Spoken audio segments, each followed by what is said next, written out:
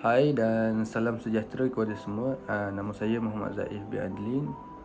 Nombor matrik 079455. Jadi hari ini saya nak berkongsi sedikit pengalaman dan testimoni jujur sepanjang menyertai program Sulam yang telah kami jalankan di Kampung Awet, Jetih, Terengganu.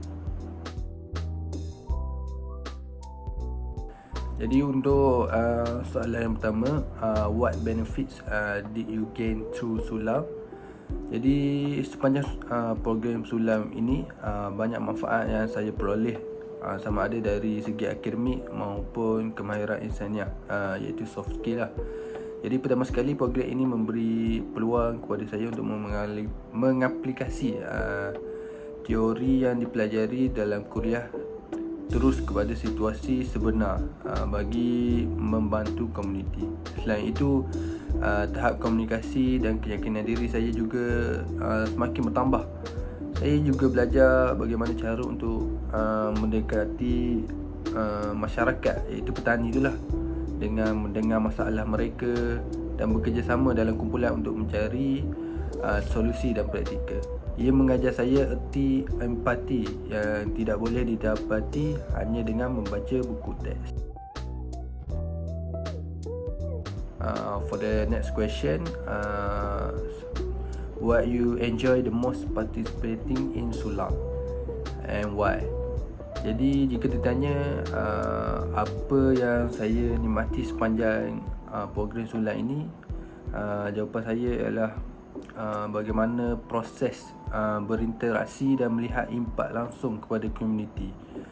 Jadi apabila kami turun padang, kami dapat melihat sendiri bagaimana senyuman, penerimaan baik farmers kepada kami, dan kami juga rasa dihargai sebagai student yang pergi melawat kawasan itu.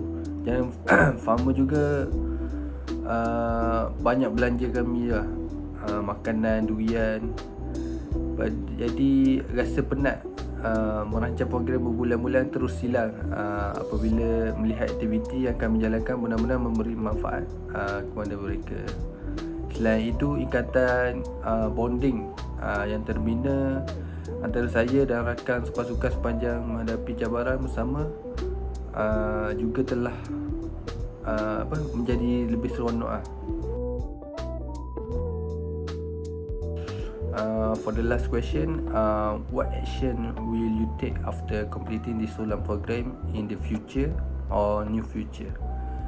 Jadi selepas tamatnya program Sulam ini, tugasan kami mungkin sudah selesai, tapi tanggungjawab sebagai seorang pelajar, seorang mahasiswa kepada masyarakat tidak terhenti di sini. Tindakan yang saya akan ambil pada masa hadapan ialah untuk terus terlibat aktif dalam aktiviti sukarelawan.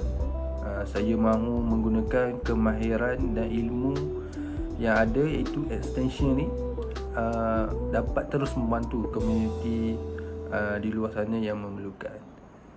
Jadi Sulam telah membuka mata saya bahawa perubahan kecil yang kita bawa boleh memberi impak yang besar kepada orang lain.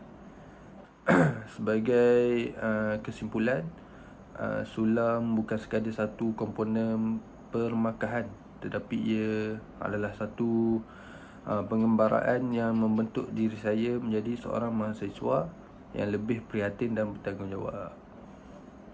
Terima kasih Sulam.